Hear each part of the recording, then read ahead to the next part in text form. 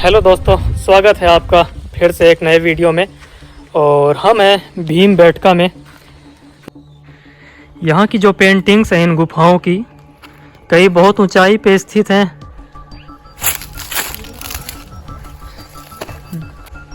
शायद चट्टानों पे थोड़ी दूर तो चढ़कर इन पेंटिंग्स को बहुत करीब से देखा जा सकता है। ये पेंटिंग समय के साथ में कई मिट चुकी हैं, लेकिन अभी भी आप देख सकते हैं कि ये जो चित्र बने हुए हैं ये मनुष्यों के चित्र बने हैं कि पंक्ति से कई मानव यहाँ पे खड़े हैं। सभी ने एक दूसरे का हाथ पकड़ रखा है। यहाँ पे पेंटिंग बहुत स्पष्ट नहीं है, तो ये बताना तो थोड़ा मुश्किल है कि वास्तव में ये किस विषय में पेंटिंग बनाई गई है। लेकिन आप अभी देख सकते हैं कि हाथ पकड़े हुए समूह में बहुत सारे लोग खड़े हैं।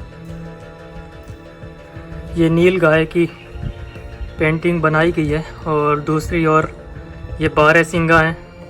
ये सामने सुअर की पेंटिंग बनी हुई है। ये जंगली कुत्तों की भी पेंटिंग बनाई गई है। प्राचीन काल में किस तरह से पशुओं का शिकार किया जाता था उसका भी चित्रण यहाँ किया गया है। आप देख सकते हैं कि ये जो जंगली कुत्ते हैं चारों ओर ये नील गाय को घेर रहे हैं। भीमबेटका ही वह स्थान है जहाँ पे लगभग 57 करोड़ साल पुराने एक जीव के जीवाश्म की खोज की गई थी।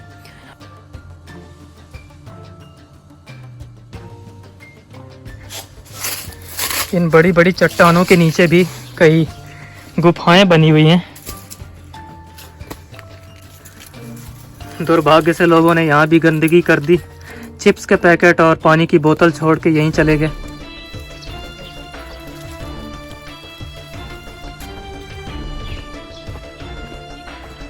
यहाँ पर कई ऐसी गुफाएं हैं जहाँ तक जाने का स्पष्ट मार्ग नहीं बना।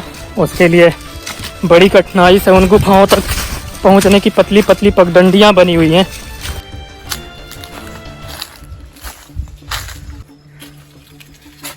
यहाँ दो चट्टानों के बीच में बहुत ही पतली सी जगह है। यहाँ किसी एक इंसान का अंदर जाना भी बहुत मुश्किल है। इन गुफाओं में कई पेड़ इस तरह से चिपक गए हैं। इसको देख करके ऐसे प्रतीत होता है जैसे कि ये दो पांव वाला कोई व्यक्ति है। यहाँ सामने भी इन चट्टानों पे गुफाएं बनी हुई हैं, लेकिन जो सामने की गुफाएं हैं इन सब का रास्ता खोला नहीं गया। ये सारी गुफाएं अभी बंद हैं। केवल यहाँ की 15 गुफाएं ऐसी हैं जहाँ पे आप जा सकते हैं और वहाँ के भित्ति चित्र को देख सकते हैं।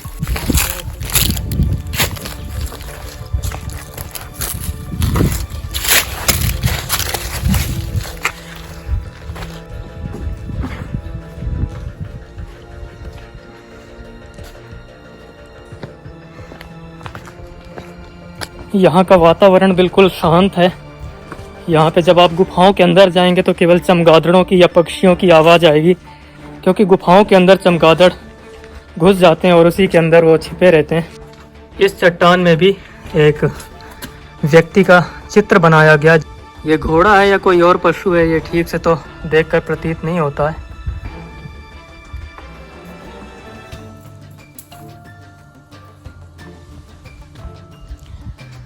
इस विशाल चट्टान के ऊपर गुफा है और यहाँ नीचे भी इसके एक छोटी सी गुफा जैसी एक जगह है जहाँ पे कई लोग बैठ सकते हैं।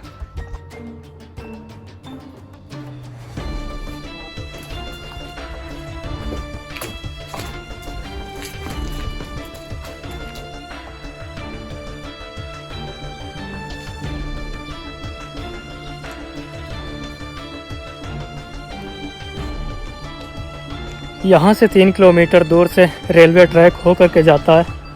1957-58 में यात्रा करते हुए श्री विष्णु श्रीधर जी ने ट्रेन से ही इन पत्थरों को देखा था और उनके मन में इसके बारे में जानने की जिज्ञासा हुई और फिर वो पास के स्टेशन में उतरकर इस स्थान पर आए थे।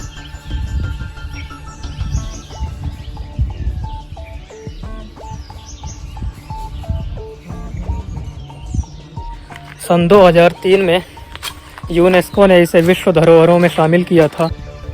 यहाँ की चट्टानों में इस तरह के हजारों निशान बने हुए हैं।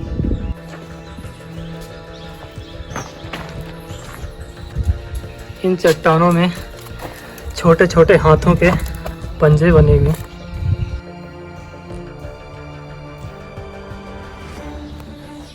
छोटे बच्चों के छोटे छोटे पंजों के कई निशान यहाँ पे विद्यमान हैं। यहाँ की चट्टानों को आप देख सकते हैं, ये चट्टानें वास्तव में बहुत ही विशाल और बहुत ऊंची हैं। इन चट्टानों पे स्मारिका लेख लिखा गया है। जब इन्हें सार्वजनिक रूप से खोला गया था कि लोग आकर के इन चट्टानों को, यहाँ के भित्ति चित्रों को देख सकते हैं।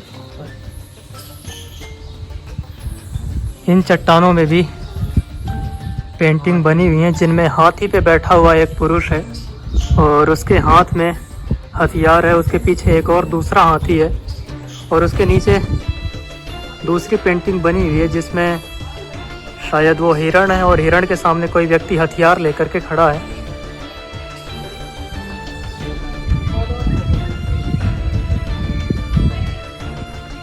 जिस तरह इन गुफाओं में भित्ति चित्र बने हुए हैं, उसी तरह हो सकता है कि ये जो ऊपर की चट्टानें हैं उनमें भी कई भित्ति चित्र बने होंगे, कई शैल चित्र बने होंगे, लेकिन वहाँ तक चढ़ पाना बहुत कठिन काम है।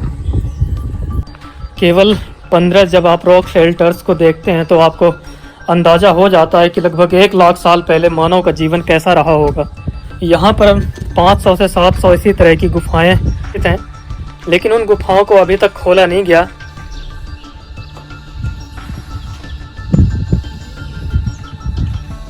और यहाँ पे गुफा की चट्टान में मधुमक्खी का छत्ता है। चमगादड़ दिखाई नहीं देते हैं, लेकिन ये इन गुफाओं की, इन कंदराओं में जो गुफाओं के ये छोटे छोटे छेद हैं, इनके अंदर घुसे हुए हैं और आप इनकी तेज़ आवाज़ को स्पष्ट रूप से सुन सकते हैं। ये जो गुफा है दूसरी तरफ से बिल्कुल खुली हुई है।